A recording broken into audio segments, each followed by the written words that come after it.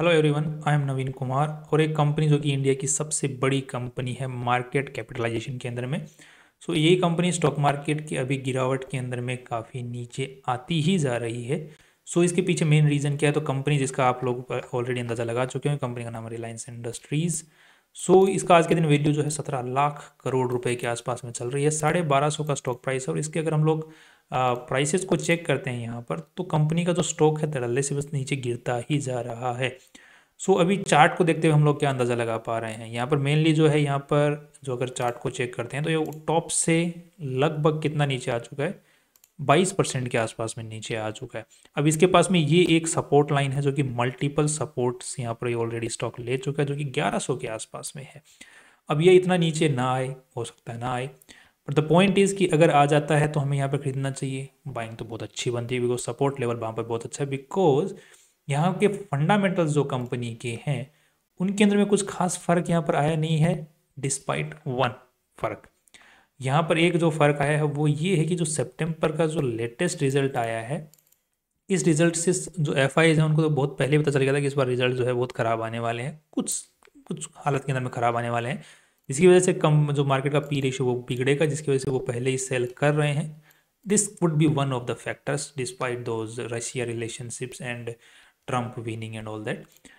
Winning वाला भी एक जो जो सॉरी ये जो अर्निंग वाला जो फैक्टर था, ये तो शुरुआत से ही था, जिसके बारे में हम पहले भी वीडियोस के अंदर में बात कर चुके हैं कि ये इस बार रीज़न ये भी रहने वाला है कि वीक अर्निंग्स रह सकती हैं स्टॉक मार्केट में जो कंपनी है उनकी।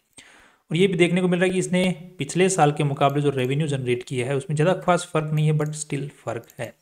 मतलब मेन मार्केट को दिक्कत होती है कि एक साल बीत गया और यहाँ पर रेवेन्यू में इंक्रीज नहीं है, जबकि उसके बजाय डिक्रीज है।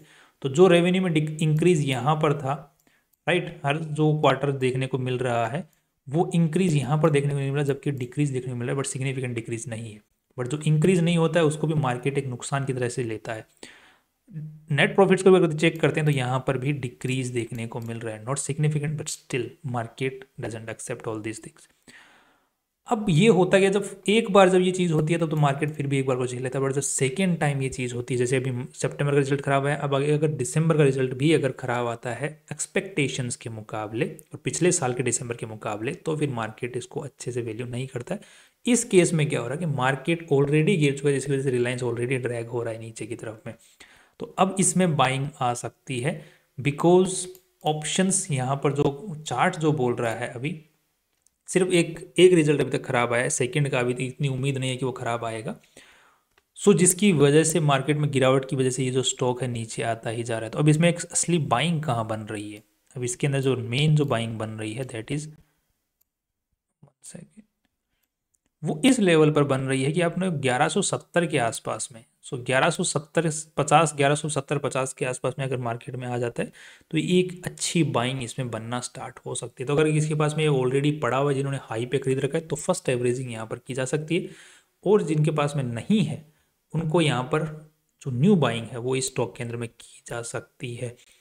अब एक ध्यान रखिए कि एक स्टॉक में अपने कुछ 5% से ज़्यादा पैसा रखना नहीं होता, और इस टाइप की स्ट्रॉन्ग कंपनीज के अंदर में हम लोग 6-7% तक भी रख सकते हैं, कोई इश्यू नहीं है, राइट। अब नेक्स्ट अगर उसकी मार्केट अगर नीचे जा रहा है तो उसके बाद में भी अगर नीचे जाता है तो कहाँ तक? तो और नीचे भी जा सकता है। तो अगर ये 900 950 तक अगर अगेन जाता है, 950 तक तो जाएगा नहीं, आई डोंट थिंक जाएगा ये, शायद 900 तक अगर जाता है तो जाएगा नहीं। अगर जाता है तो वहाँ पर अगर हम सेकेंड एवरेजिंग कर सकते हैं, उसके नीचे तो फिर ऑप्शन जाता हुआ दिखता भी नहीं है इसके अंदर।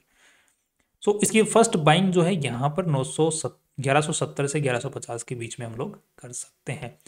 फंडामेंटली स्ट्रॉन्ग है, रिलायंस इंडस्ट्रीज की कंपनी है, कोई दिक्कत है नहीं। मोस्ट ऑफ द जो बिजनेसेस इंडिया के अंदर में ओन्ड बाय अंबानी है, और फ्यूचर ब्राइट है ही। इनके जो सिग्निफिकेंट जिस तरीके से ये फ्यूचर को लेके सोचते हैं, उस वो मार्वलस है इनके बारे में, इनकी सोच जो है। I don't think there is an issue. बस ये है कि इस बार जो अर्निंग्स वीक हुई हैं और मार्केट गिर रहा है, जिसकी वजह से ये सस्ता हो रहा है। That's all the reason I can think of, right. ये एक अपॉर्चुनिटी है जो कि हमारे सामने आ रही है, जिसका हम लोग फ़ायदा उठा सकते हैं। सेकेंडली अगर हम लोग देखते हैं तो 2020 के मुकाबले कंपनी जो कोरोना क्रैश से पहले ये कंपनी का जो स्टॉक कहाँ पे था, उसके मुकाबले आज कितना ऊपर है? तो ये ऑलरेडी 5 साल के अंदर में 55% ऊपर चढ़ा है। जबकि आज के एफडी के रेट के अकॉर्डिंग भी 10 साल में पैसा डबल होता है, तो 55% के आसपास में डबल, तो ये एफडी रेट के बराबर ही रिटर्न दे रहा है। अगर हम लोग सही से देखते हैं। और स्टॉक कैटेगरी का होते हुए अगर एफडी रिटर्न के हिसाब से अगर ये चल रहा है तो एफडी के हिसाब से भी देखा जाए तो ये अपनी बाइंग के आसपास में ही चल रहा है आज के दिन। So this can be a really good by two hold in the future, और एवरेज करके भी चला जा सकता है उसके बाद में, अगर और नीचे जाता है, किस्मत से जाता है तो। That's all from my side, और फाइनली सी यू टुमारो। हाँ sorry, one more thing, disclaimer is there that कोई भी मेरी तरफ से कोई भी चीज़ें बताई हुई हैं वो सिर्फ एनालिसिस करते हैं, कोई रिकमेंडेशन नहीं है। अपने हिसाब से रिसर्च करें, अपने फाइनेंशियल एडवाइजर से भी पूछें। That's all, see you tomorrow.